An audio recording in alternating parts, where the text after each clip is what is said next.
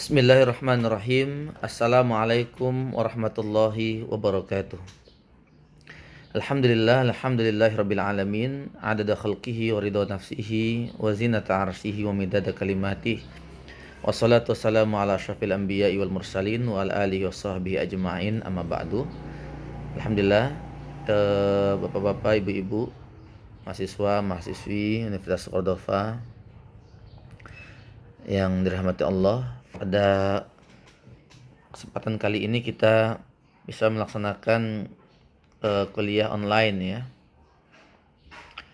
Karena kan tidak semuanya berkesempatan untuk dan tidak memiliki kemampuan semuanya melaksanakan kuliah online dengan Zoom. Ada yang berhalangan maupun mungkin ada kendala yang lain.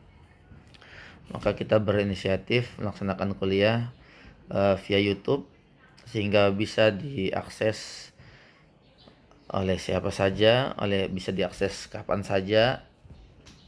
Tinggal kemudian nanti kehadirannya bisa dituliskan di kolom komentar saja. Alhamdulillahirabbil alamin. Ini materi perdana kita di materi Al-Islam Kepesantrenan. Sebuah materi yang menjadi ciri khas dari Universitas Cordova, di mana semua prodi di setiap fakultas memiliki materi Al-Islam dan Kepesantrenan sebagai ciri khas kita. Ini menggambarkan bahwa Universitas Cordova melihat dan memahami bahwa tidak ada dikotomi antara ilmu pengetahuan ya, antara sains dan agama. Karena pada prinsipnya ilmu pengetahuan adalah sebuah sarana untuk justru mendekatkan kita kepada Allah Subhanahu wa taala. Man yazdada ilman wa lam yazdad hudan lam yazdad minallahi illa bu'dan. Jadi pada prinsipnya ilmu itu akan mendekatkan kita kepada Allah Subhanahu wa taala, bukan justru membuat jauh sehingga kemudian kita membeda-bedakan antara ilmu agama dengan ilmu non agama dan lain sebagainya. Justru kita mempelajari apapun itu, ilmu apapun itu, dalam kesempatan apapun itu dan dimanapun itu semuanya untuk nambah kedekatan kita kepada Allah Subhanahu wa taala. Baik, terkait dengan materi Islam dan kepesantrenan, kita awali dengan sedikit pengenalan dulu terkait dengan ini ya. Al-Islam dan kepesantrenan terdiri dari dua padanan kata. Yang pertama adalah Al-Islam, yang kedua adalah kepesantrenan ya.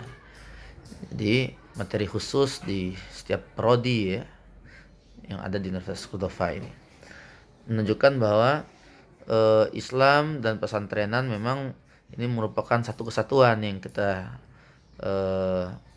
terapkan, yang kita pahami di sini, di mana Universitas Cordova pada satu sisi adalah universitas pesantren di bawah Yayasan Wakaf Pondok Pesantren Al-Ikhlas. Sehingga di materi Al-Islam Kepesantrenan ini tentu sedikit banyak kita juga akan membahas terkait dengan pesantrenan, jiwa-jiwa, filsafat hidup pesantren ya. Dan pesantren itu juga secara kontekstual ya, khususnya di Indonesia ini tidak bisa dilepas dari betul-betul benteng dari penjajahan dan penjajah, termasuk sebagai benteng juga sebagai pusat ya keislaman, sebagai pusat pembelajaran keislaman ya di Indonesia ini. Sehingga Islam dan pesantren itu merupakan sebuah kesatuan yang tidak kita pisahkan di sini. Baik, terkait dengan materi Al-Islam dan kepesantrenan yang kemudian kita diamanahi untuk menyampaikan ini, belajar bersama dengan saudara-saudara mahasiswa-mahasiswi semuanya. Insyaallah kepesantrenan yang Al-Islam yang kita akan bahas ini adalah terkait dengan pengertian dari Islam itu sendiri, kemudian bagaimana agar kemudian kita berislam dengan sebaik-baiknya. Ya. Jadi itulah materi-materi yang insya Allah akan kita bahas ya, materi yang kemudian nanti kita akan bahas pada perkuliahan kita. Jadi terkait dengan Islam, kemudian bagaimana kemudian kita mampu menjadi seorang muslim yang hakiki. Kita juga akan membahas Islam dengan tingkatan-tingkatannya ya, perbedaan Islam dengan iman, termasuk dengan ihsan dan lain sebagainya. Maka izinkan kami mengawali pertemuan ini dengan menyampaikan 4 buah pertanyaan ya. Ada 4 pertanyaan peradaban yang saya kira penting untuk kita sampaikan untuk pada pertemuan perdana ini, sehingga pertemuan-pertemuan selanjutnya yang akan kita laksanakan adalah sebagai yang akan kita bahas itu adalah pembahasan yang kemudian akhirnya mengarah pada jawaban dari 4 pertanyaan peradaban ini. Ya. 4 pertanyaan peradaban ini berawal dari 4 kisah sebenarnya yang ingin kita sampaikan ya, secara ringkas saja. Kita sampaikan secara ringkas, kita sampaikan secara ringkas, yang penting intinya kemudian bisa kita tangkap. Ada pertanyaan peradaban yang pertama ya, disampaikan oleh Syekh Muhammad Abduh beliau tahun 1884 ya, Syekh Muhammad Abduh, ketika beliau berkunjung ya ke Paris, Prancis. Beliau mengatakan bahwa beliau melihat Islam di Paris. Jadi beliau melihat Islam di Paris, tetapi beliau tidak melihat Muslim. Jadi beliau mengatakan, aku melihat Islam di Paris, tapi aku tidak melihat Muslim.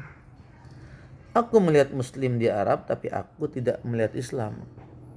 Jadi ketika beliau berkunjung suatu saat ke Paris sana, Prancis, beliau melihat ya peradaban Barat ketika itu ya, kehidupan masyarakat di Paris ketika itu penuh dengan keteraturan, etos kerja yang kuat, kebersihan, toiletnya bersih, budaya antri dan lain sebagainya itu sudah bagus ya. Sampai saat ini kalau kita berkunjung ke Barat juga fenomena demikian juga kita akan dapatkan.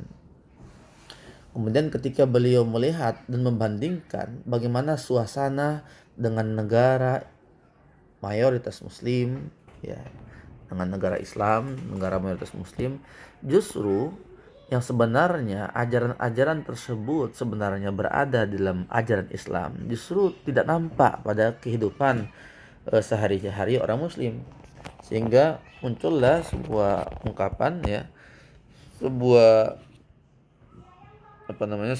kesimpulan, sebuah ungkapan dari beliau bahwa beliau melihat Islam di Paris tapi tidak melihat Muslim. Nah, beliau melihat Muslim di Arab tapi tidak melihat Islam. Nah, ini pertanyaan peradaban yang pertama.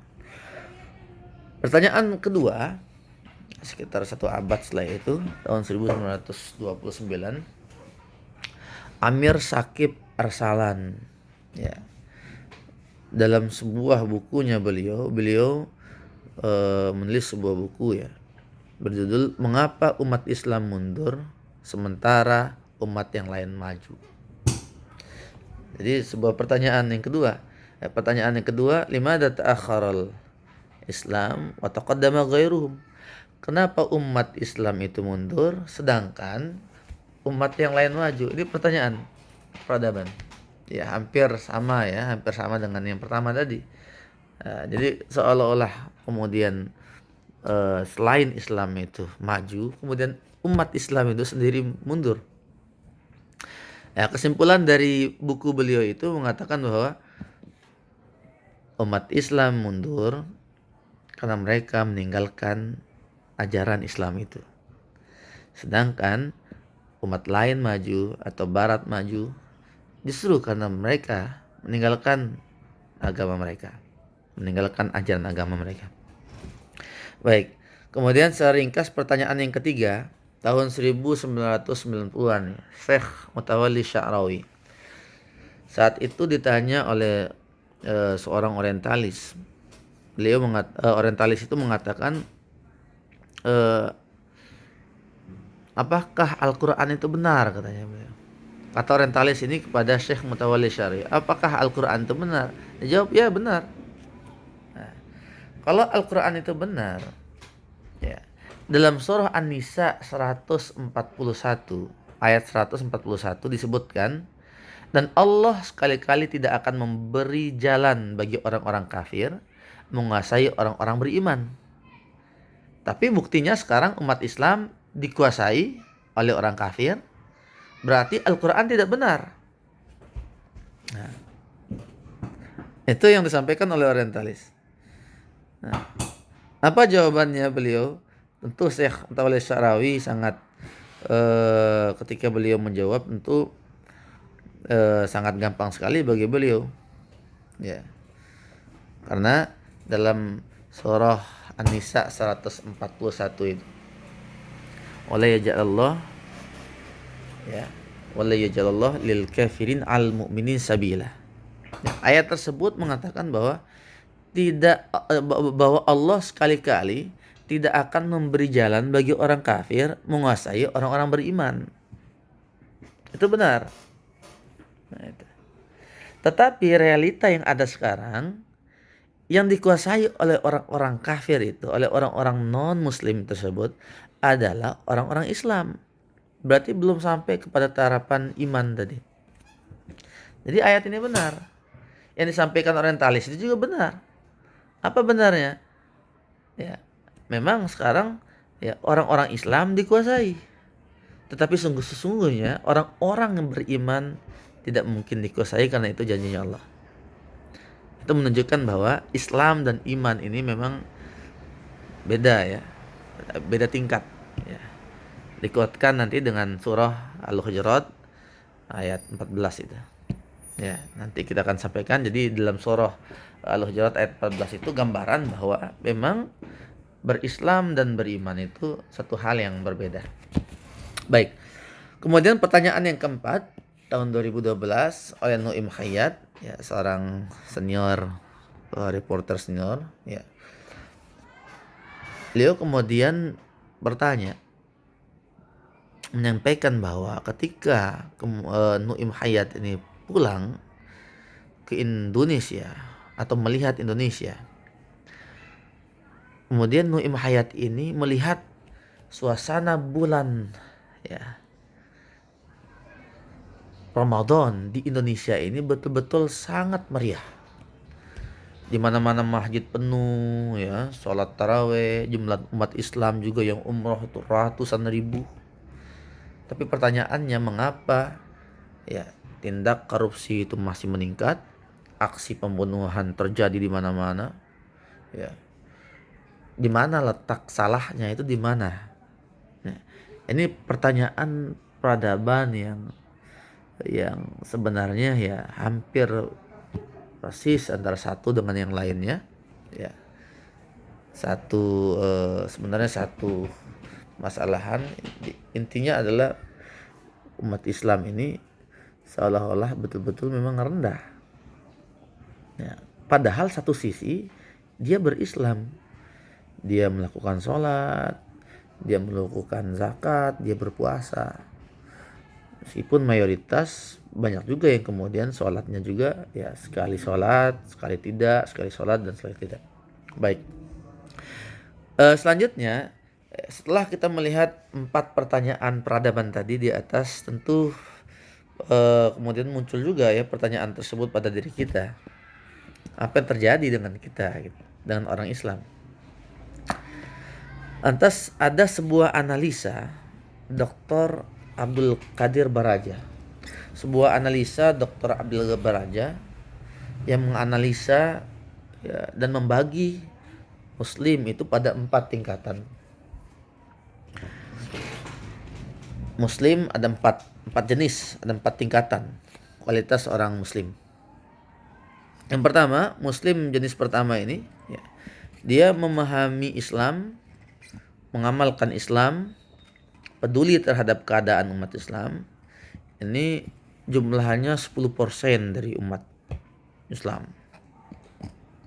Jadi kualitas yang pertama ini sekali lagi memahami Islam, kemudian mengamalkan Islam, peduli terhadap keadaan umat Islam, ini cuma 10%. Muslim kedua ya, memahami Islam, kemudian mengamalkan Islam, tapi tidak peduli terhadap keadaan umat Islam. Jadi dia memahami Islam, ya oke, mengamalkan Islam juga iya, tapi dia tidak peduli terhadap keadaan umat Islam. Ini 20% jumlahnya. Muslim tingkat 3, yang 3 ini, dia kurang memahami Islam, ya, karena kurang pemahamannya terhadap Islam sehingga jarang mengamalkan Islam. Kemudian dia juga tidak peduli terhadap umat Islam. Ini total 30%.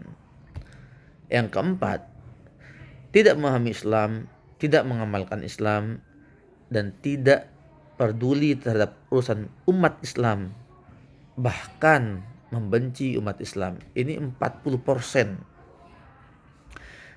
Di sini kita bayangkan ya, bahwa dengan populasi umat Islam di Indonesia bil khususnya yang sangat banyak sekali, lebih dari 80% populasi di Indonesia ini Muslim, tapi melihat analisa yang di atas tadi ya, hanya 10% yang benar-benar dia memahami Islam sehingga dia mengamalkan Islam dan peduli terhadap Islam.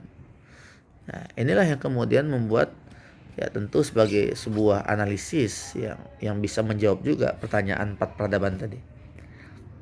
Ya. Ini ya menggambarkan bahwa ya, di dalam surah Al-Hujurat ayat ke-14 yang menyatakan bahwa ya saya kutip ayatnya, qalatil a'rabu amanna qul lam tu'minu walakin kunu aslamna walamma yadkhulul imanu fi qulubikum wa in tuti'ullaha wa rasulahu la yalidkum min a'malikum syai'a innallaha ghafurur rahim. Al-Hujurat ayat 14. Ini menyatakan bahwa ya, jadi ayat Al-Hujurat ayat 14 tadi ya menceritakan orang Badui ya yang kemudian mendatangi Rasulullah, kemudian menyatakan bahwa ya amanah. Jadi orang Badui tadi ya menyatakan bahwa sesungguhnya kami beriman, sudah beriman. Jangan khawatir, kami mendatangi Rasulullah, kami ini sudah beriman. Tetapi apa kata Rasulullah ketika itu? Qul lam tu'minu, katakanlah kamu ini belum beriman, tetapi kamu masih sebatas berislam. Katakanlah kamu masih berislam, belum beriman. Walamma yadkhulul imanu fi qulubikum, karena iman ini belum masuk kepada hatimu. Hati ini belum masuk. Jadi ini menunjukkan bahwa memang ada orang yang masih sebatas berislam, dia belum masuk kepada derajat iman. Ya. Apa kesimpulannya? Kesimpulannya adalah tidak semua orang Islam itu beriman dan tidak semua Muslim ya itu mukmin. Ya, saya ulangi, tidak semua orang Islam itu beriman atau tidak semua Muslim itu mukmin, tapi semua orang mukmin atau orang yang beriman itu adalah Muslim. Di sini. Jadi saya ulangi, tidak semua orang Islam itu beriman, ya, tetapi setiap orang beriman itu pasti dia Muslim. Ya. Ini menunjukkan bahwa memang keislaman seseorang itu ada tingkatan-tingkatannya. Ada yang dia masih sebatas berislam, ya, belum masuk pada derajat iman tadi. Nah, ada juga kemudian orang yang sudah dia berislam, oke, kemudian dia dengan keislaman yang kuat itu kemudian dibarengi dengan keimanan, pada puncaknya nanti ada yang tertinggi yaitu ihsan. Ya, derajat ihsan itu derajat yang tertinggi. Bapak-bapak, ibu-ibu, ya, para mahasiswa mahasiswi yang dirahmati Allah, ini sekilas dari pertanyaan peradaban yang kita sebut tadi, pertanyaan peradaban, 4 pertanyaan peradaban, dengan sedikit ditambah dengan analisa dari Dokter Raja tadi, ya. Kemudian terkait kita kutip juga dengan ayat Al-Quran, ini menggambarkan bahwa memang tantangan kita ke depan ini sangat berat sekali terkait dengan umat ini, ya. Sehingga insya Allah ke depannya, ya, secara umum kita sampaikan tadi, inilah gambaran-gambaran yang materi-materi yang insya Allah akan kita pelajari bersama-sama dalam mata pelajaran Al-Islam dan kepesantrenan ini.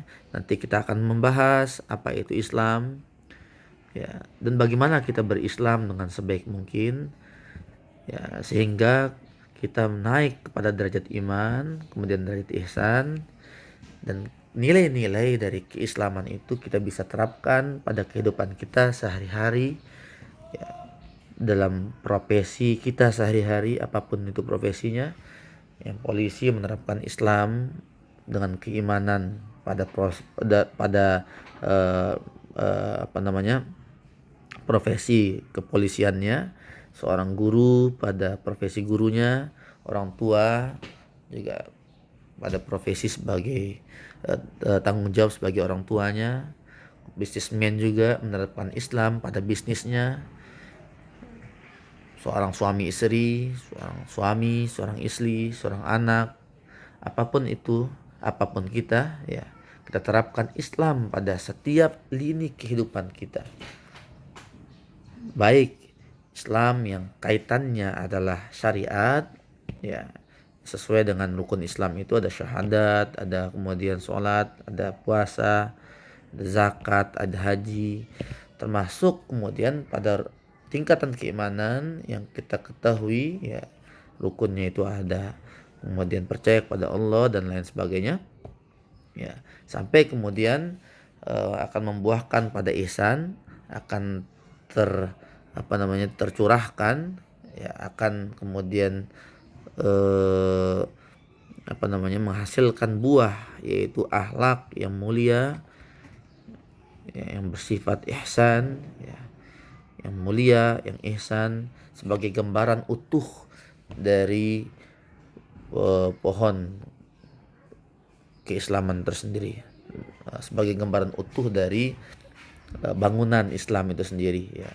Ada pondasinya, ada akarnya, ada kemudian tiangnya, ada bangunannya, nanti kemudian ada atapnya juga, ada buahnya, ya, sebagai bangunan utuh dari Islam itu, dengan harapan insya Allah umat ini, ya, kita ini, ya, mampu memberikan manfaat untuk kebaikan umat, memberikan manfaat untuk kebaikan keluarga kita, kemudian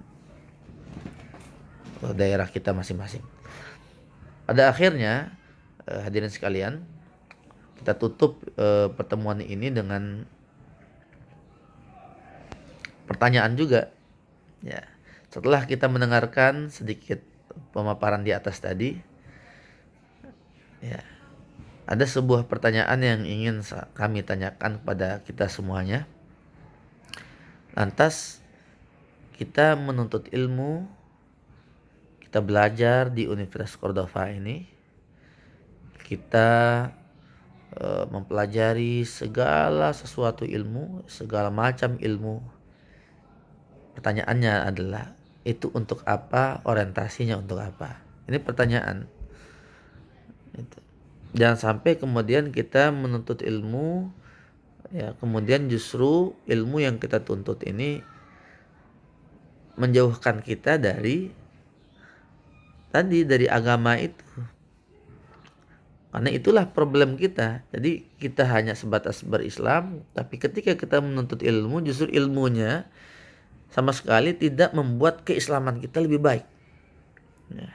Atau tidak membuat kemudian kita dengan ilmu yang kita pelajari itu kita tambah dekat dengan Allah Subhanahu wa taala. Ini pertanyaannya.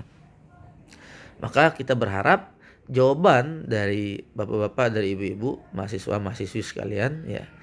Andaikan sebelumnya kemudian jawabannya belum seperti yang akan saya sampaikan ini, mudah-mudahan setelah mendengarkan ini kita semuanya merubah orientasi, merubah niat kita ya pada orientasi yang lebih baik, orientasi yang bersifat Islami, orientasi yang berlandaskan dengan worldview Islam, cara pandang Islam.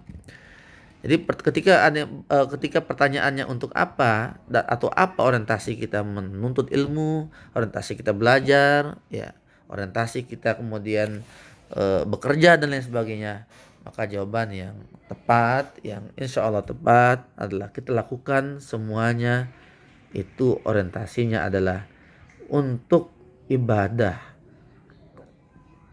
lillahi ta'ala, untuk ibadah lillahi ta'ala ya.